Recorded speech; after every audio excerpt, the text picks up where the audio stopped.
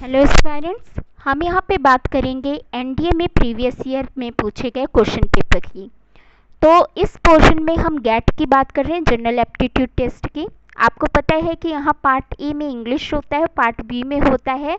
Part B में भी दो क्लासेस हम क्लासीफाई कर सकते हैं, जिसमें से एक में पूछा जाता है साइंस के क्वेश्चंस जैसे कि फिजिक्स, केमिस्ट्री, बायोलॉजी, और दूसरे में पूछा जाता है जीएस यानी कि जनरल अवेयरनेस, जिसमें आता है आपका history, geography, economics, polity, current affairs.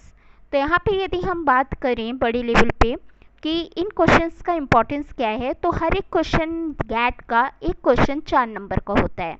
और जनरली स्टूडेंट्स जनरल स्टडीज़ के सब्जेक्ट पे ध्यान नहीं देते, और आप समझ सकते हैं कि यदि इन क्वेश्चंस में से इनके 50% भी आप अटेम्प्ट कर लें तो एक क्वेश्चन 4 नंबर का होता है, तो उसकी वैल्यू क्या हो सकती है। अब यहाँ पर मैं जीएटी के जीएस वाले पोर्शन पे ज़्यादा ध्यान दूंगी, क्योंकि आप लोग केमिस्ट्री और फिज़िक्स पढ़ रहे होते हैं और उसे इजीली सॉल्व कर लेते हैं, लेकिन बच्चा अधिकतर हिस्ट्री ज्योग्राफी के लिए सोचता है, कंफ्यूज होता है या डर जाता है। तो यहाँ पे हम बात करेंगे उन सब्जेक्ट्स की जिनको आप 6th से 10th तक अच्छे से पढ़ करके आते हैं और उसमें अच्छे स्कोर भी कर सकते हैं। ज़रूरत है तो केवल रिकॉल करने की। ओके, तो स्टार्ट करते हैं। पहला क्वेश्चन हिंदी और इंग्लिश दोनों में मैं यहाँ पे डिस्कस करती हुई चलूँगी। पहला क्वेश्चन है कि which one of the following cell organelles does not possess nucleic acid. निम्नलिखित कोशिकांगों में से किसमें न्यूक्लिक अम्ल नहीं पाया जाता है। ओके, तो इसमें आपके सामने ऑप्शंस दिए हुए हैं। बायोलॉजी का क्वेश्चन है और याद रखिएगा इसमें पूछा है नॉट। तो न्यूक्लिक एसिड यानी कि जो केंद्र के अम्ल है जो हमारे न्यूक्लियस में पाया जाता है, तो वो इनमें से डी ऑप्शन प्लाज्मा मेम्ब्रेन में नहीं पाया जाएगा, उसके अलावा बाकी तीनों में प्रेजेंट रहेगा। ओके, नाउ नेक्स्ट, तो 51 का आंसर हो जाएगा डी ऑप्शन प्लाज्मा मेम्ब्रेन, जिसमें न्यूक्लिक एसिड नहीं होगा। नेक्स्ट है 52 नंबर क्वेश्चन। 52 नंबर कह रहा है कि which one of the following cell organelles does not possess its own genetic material in coding proteins. इनमें से किन कोशिकांग में प्रोटीन कोडोन वाला अपना आनुवंशिक पदार्थ नहीं पाया जाता। जेनेटिक मटेरियल क्या होता है, ऑब्वियस है, आपको पता ही होगा कि जेनेटिक मटेरियल का मतलब होता है जैसे डीएनए, आरएनए, जो कि जनरेशन टू जनरेशन क्या होते हैं, कैरी होते हैं और पर्टिकुलर कैरेक्टर्स को ये रिप्रेजेंट करते हैं। ओके, तो इनमें किन में नहीं होता, option number A right answer हो जाएगा राइबोसोम। उसके अलावा न्यूक्लियस, माइटोकॉन्ड्रिया और क्लोरोप्लास्ट में न्यूक्लिक एसिड जेनेटिक मटेरियल जो होता है वो प्रेजेंट होता है।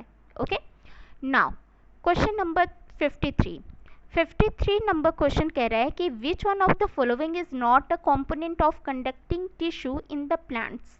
ओके, इसका मतलब क्या, हिंदी में इसे कहेंगे कि निम्नलिखित में से वो कौन सा संवहन पादप जो होते हैं, पौधे होते हैं, उनमें संवहन ऊतक का कौन सा एक घटक यानी कंपोनेंट नहीं है। अगेन नहीं पूछे है, तो यहाँ पे इसका आंसर हो जाएगा right answer B option tracheids.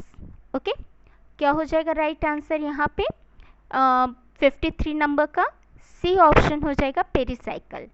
Okay, C option pericycle. Now next, अगला क्वेश्चन है which one of the following organism has vascular tissues. Okay, निम्नलिखित में से किस जो जीव है उसमें संवहन ऊतक पाए जाते हैं। कनेक्टिव टिश्यू की बात कर रहा है, तो इसका राइट आंसर आपका हो जाएगा सी ऑप्शन यानी मर्सीलिया। ओके, नाउ नेक्स्ट, अगला क्वेश्चन है 55 number. Which one of the following organism represent the primary consumer category in an ecosystem? Okay, यानी कि हमारे जो इकोसिस्टम होता है इसे हिंदी में कहा जाएगा कि जो हमारा पारिस्थितिकी तंत्र होता है। ओके, तो इसमें कौन सा जीव पारिस्थितिकी तंत्र में प्राथमिक उपभोक्ता वर्ग को रिप्रेजेंट करता है, प्राइमरी कंज्यूमर को ये कौन सा ऑर्गेनिज्म रिप्रेजेंट करता है, तो इसका राइट आंसर हो जाएगा A option caterpillar. Okay, caterpillar का मतलब इल्ली। Clear, now next 56 question. अब यहाँ से ये जीएस का क्वेश्चन स्टार्ट हो गया। तो 56 क्वेश्चन क्या पूछ रहे हैं, स्प्रिंग टाइड रिफर्स टू, यानी बृहद ज्वार भाटा किससे संबंधित है। ज्वार भाटा क्या है, आपको पता है कि जब चंद्रमा की जो ग्रेविटेशनल फोर्स है वो पृथ्वी की ओर अट्रैक्ट होता है तो सागर की लहरें जो होती हैं वो हाईली हाइट तक उठती हैं, है ना, जिन्हें हम टाइड कहते हैं। तो यहाँ पर आपका है कि बृहद ज्वार भाटा, that means spring tides. Okay, तो किसे रेफर करेगा, सीधे इसमें आंसर से देख लेते हैं। तो आंसर इसका होगा 56 नंबर का राइट आंसर होना चाहिए ए। ओके, ए ऑप्शन, यानी कि greatest difference in the sea level at high and low tides. Okay, that means what, कि जो हाई उच्च और जो लो निम्न होते हैं ज्वार भाटा, यानी उस जल के स्तर का उतार और चढ़ाव, उन दोनों के दौरान समुद्र तल में जो मैक्सिमम डिफरेंस होता है, समुद्र तल में अधिकतम अंतर होता है, उसी को बृहद ज्वार भाटा आप कहेंगे। Now next 57 number question, which one of the following energy is stored in the link between the atoms. Okay, तो इस क्वेश्चन का क्या आंसर हो जाएगा 57 का, कि परमाणुओं के बीच बंध में निम्नलिखित में से कौन सी ऊर्जा संग्रहित होती है। अभी आप केमिस्ट्री पढ़ रहे होते हैं, आपके लिए बहुत ही इजी क्वेश्चन है। तो 57 का राइट आंसर हो जाएगा बी ऑप्शन, केमिकल एनर्जी, यानी कि रासायनिक ऊर्जा। नाउ नेक्स्ट अगला क्वेश्चन है, the light energy escaping from the sun can be spread bye.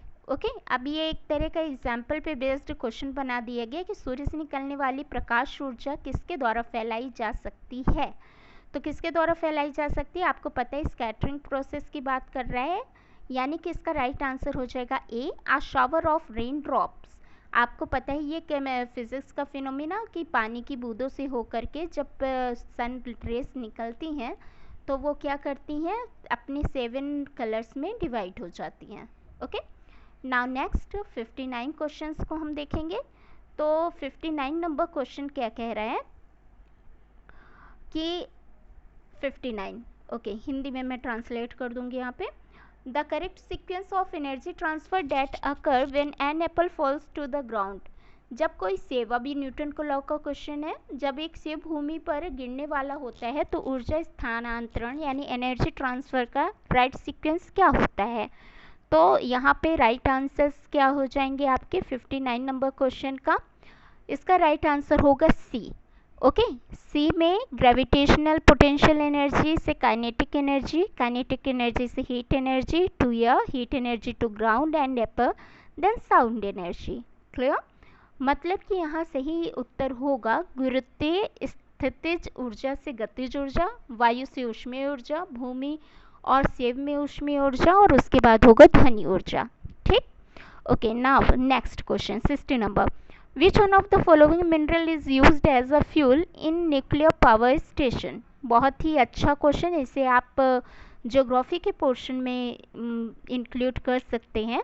Question क्या पूछ रहा है, क्वेश्चन कह रहा है कि इनमें से परमाणु केंद्रों में कौन सा ईंधन खनिज के रूप में प्रयुक्त किया जाता है। ओके, बॉक्साइट, क्वार्ट्ज, फेल्डस्पार और पिजेबल। तो इसका राइट आंसर हो जाएगा आपका इसका राइट आंसर होना चाहिए डी ऑप्शन। ओके, तो डी ऑप्शन जो है ये राइट आंसर हो जाएगा pitch blend. Clear, now next अगला क्वेश्चन कह रहा है 61 नंबर, ये केमिस्ट्री का क्वेश्चन है कि which one of the following is not a synthetic detergent. इनमें से कौन सा सिंथेटिक अपमार्जक नहीं है। अब आपके सामने फॉर्मूले लिखे हुए हैं और केमिस्ट्री का क्वेश्चन है, मैं बहुत ज़्यादा एक्सप्लेन नहीं करूँगी। इसका option number C right answer होगा, CH3CH2 का होल सिस्टेन, COO Na+। Okay, now next अगला क्वेश्चन है आपका क्वेश्चन नंबर 62 है कि which of the following is an example of a clean fuel. Okay, अब इसे आप मान सकते हैं कि ये एनवायरमेंटल ज्योग्राफी का क्वेश्चन है कि निम्नलिखित में से कौन सा जो क्लीन एनर्जी यानी स्वच्छ ईंधन का निम्नलिखित में से कौन से एग्जाम्पल है। ओके, तो इसका राइट एग्जाम्पल क्या हो जाएगा, राइट होगा सेकेंड प्रोपेन।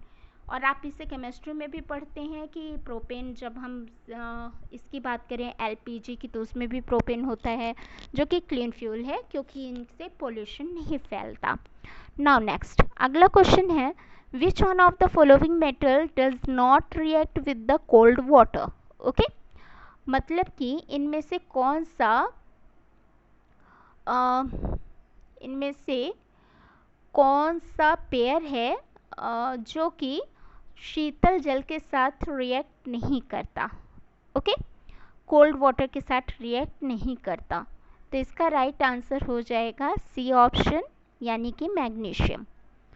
नाउ नेक्स्ट, अगला क्वेश्चन है in which of the following pair are the ions ion electronic. Okay, इसे हिंदी में कहा जाता है कि आयन सम इलेक्ट्रॉनी कौन है। तो आयन सम इलेक्ट्रॉनी की बात की जाए, अगेन केमिस्ट्री का question, right answer is B option Na+O2 निगेटिव। ओके, नाउ नेक्स्ट, अगला क्वेश्चन है which one of the following is used as a blender in a paints. Okay, तो हम पेंट में इनमें से पेंट में योजक के रूप में, यानी कि कह सकते हैं कि बाइंडर यानी जोड़ने वाले के रूप में इनमें से किसका उपयोग किया जाता है। जो पेंट होता है उसमें किसके थ्रू जोड़ा जाता है। ओके, तो नोवेलॉक किसका आंसर हो जाएगा, बी ऑप्शन। नाउ नेक्स्ट, अगला है आपका 65 हो गया। नाउ 66। ओके, तो जब हम 66 की बात करेंगे तो again this is related to the chemistry. ये क्वेश्चन क्या कह रहा है कि which one of the following is not true in reference of fair mass. Okay, यानी कि वायु सहंति के संदर्भ में कौन सा सही नहीं है। तो इसका राइट आंसर हो जाएगा, ये आपका ज़्यादा रिलेटेड क्वेश्चन है ज्योग्राफी से। ओके, तो इसका राइट आंसर होगा 66 नंबर का C option, air mass develop in a cyclonic condition. Okay, चक्रवर्तीय जो कंडीशंस होती हैं, दशाएं होती हैं, उसमें वायु दाब का निर्माण होता है। नाउ नेक्स्ट क्वेश्चन, अब ये जनरल अवेयरनेस का क्वेश्चन है। क्वेश्चन क्या पूछा जा रहा है कि नेशनल वाटर एकेडमी, ये करंट अफेयर का क्वेश्चन हो जाएगा। National water academy a centre of excellence in training and capacity building in water resources located at. तो ये उस समय पे काफ़ी ज़्यादा करंट अफेयर्स में हाल ही में इसको स्थापित किया गया था। इसका राइट आंसर होगा सी, पुणे। तो नेशनल वाटर एकेडमी कहाँ है, पुणे में। नाउ नेक्स्ट 68 क्वेश्चन पूछा जा रहा है, campos and llanos tropical savanna grassland are generally found in. Okay, यानी कि कंपोज और लाइनोस क्या है, एक तरह की घास है। तो ये जो घास है कंपोज और लाइनोस उष्ण कटिबंधीय सवाना घास है। तो ये जनरली कहाँ पर पाए जाते हैं। तो इसका राइट आंसर हो जाएगा C option, South America. Okay, कहाँ पाए जाएंगे, साउथ अमेरिका में। C option is the right option. Now next, अगला क्वेश्चन है viticulture is a common feature of which of the following Australian city. Okay, जो viticulture है वो किस ऑस्ट्रेलियन सिटी का एक लक्षण है कि वहाँ पे ज़्यादातर ये पाया जाता है। ओके, तो ये थोड़ा टफ क्वेश्चन था, और जनरली अंगूर उत्पादन की जो ब्रांच है उसे विटिकल्चर कहा जाता है, related to the grape production. इसका राइट आंसर है एलिलेड, ए ऑप्शन 69 का। ओके, क्या आंसर हो जाएगा 69 का ए, एलिलेड।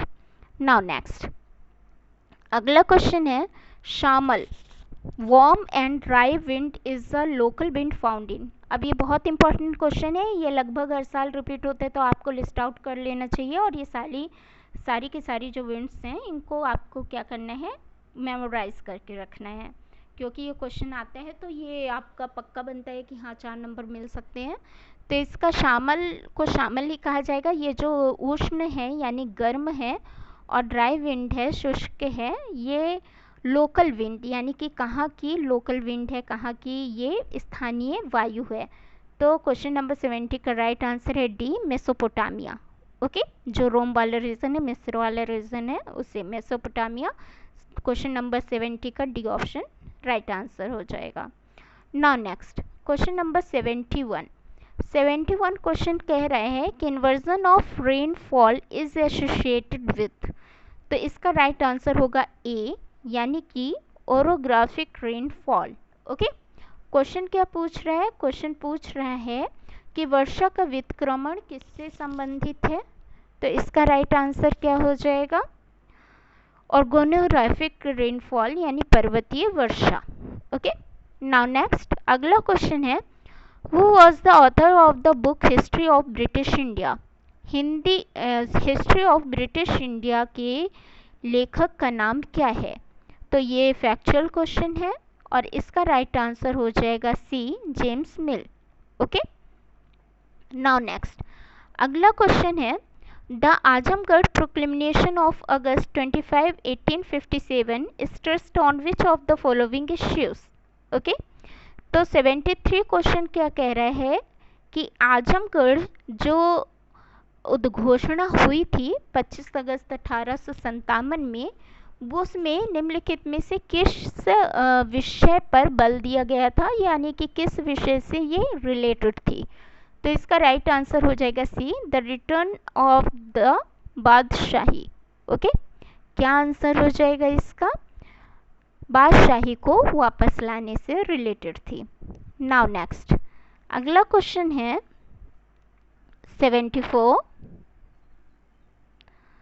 तो 74 क्वेश्चन है आपका कि which viceroy has made the observation it is a beautiful world if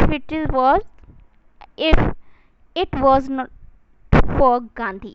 okay, तो बड़ा अजीब स्टेटमेंट था कि किस वायसराय ने कहा था कि गांधी ना होता तो दुनिया वाकई बहुत खूबसूरत होती। इसका राइट ऑप्शन हो जाएगा डी ऑप्शन, यानी कि Lord Willingdon. Okay, question number 74 का राइट आंसर क्या होगा? Lord Willingdon.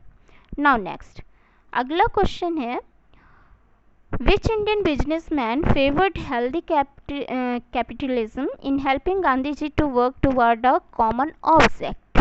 ओके, तो इसका राइट आंसर है जीडी बिरला, घनश्याम दास बिरला। क्वेश्चन क्या कह रहा है हिंदी में? क्वेश्चन कह रहे हैं कि किस भारतीय व्यवसायी ने गांधी जी के सर्वनिष्ठ उद्देश्य यानी कि हेल्दी कैपिटलिज्म की ओर कार्य करने में उनकी सहायता के लिए लाभप्रद पूंजीवाद का समर्थन किया? ओके, तो कॉमन ऑब्जेक्ट के लिए हेल्दी कैपिटलिज्म की जो वकालत की थी वो घनश्याम दास बिरला थी। नाउ नेक्स्ट अगला क्वेश्चन है, the art piece in memoriam was a creation of which one of the following European painter? ये भी बहुत इंपॉर्टेंट क्वेश्चन है एनडीए के लिए, लगभग पूछे जाते हैं इस तरह के क्वेश्चंस कि कौन लेखक, कौन चित्रकार। तो इन मेमोरियम जो आर्ट है वो यूरोपियन किस आर्टिस्ट ने ड्रॉ किया हुआ है? तो क्वेश्चन नंबर 76 का राइट आंसर होगा B, Joseph Noel Paton. Okay, now next अगला क्वेश्चन है, which one of the following can charge an insulator? Factual question है, आंसर हो जाएगा स्टैटिक इलेक्ट्रिसिटी। क्लियर, यानी कि इसमें हम कहेंगे कि किस विद्युत रोधी को आवेशित कर सकता है, तो इसका आंसर हो जाएगा स्टैटिक इलेक्ट्रिसिटी यानी कि स्थिर वैद्युत। नाउ नेक्स्ट अगला क्वेश्चन है question number 78, at 20 degree Celsius the speed of sound in water is approximately. Okay, बचपन से पढ़ते आते हैं आप ये क्वेश्चंस लगभग, तो यहाँ पर इसका राइट आंसर हो जाएगा कि 20 डिग्री सेल्सियस पर जल में ध्वनि की चाल कितनी होती है? सोचिए कितनी हो सकती है, क्योंकि ये क्वेश्चंस आप पढ़ते रहते हैं।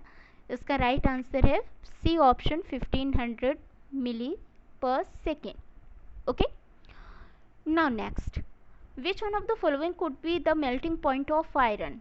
आयरन का मेल्टिंग पॉइंट इनमें से क्या हो सकता है? Answer would be 1500 degree Celsius. D option is the right option. Okay, गलनांक बिंदु पूछा हुआ है लोहे का, तो D option 1500 degree Celsius. Now physics का क्वेश्चन नंबर 80 क्या कह रहा है ये कि let us consider a copper wire having radius r and length l, let its resistance be r. If the radius of another copper wire is 2r and the length is l by 2, then the resistance of the wire will be, okay, solve it out now. Answer would be d r by 8. okay, 80 number question का जो answer होगा वो क्या हो जाएगा? D option, r by 10.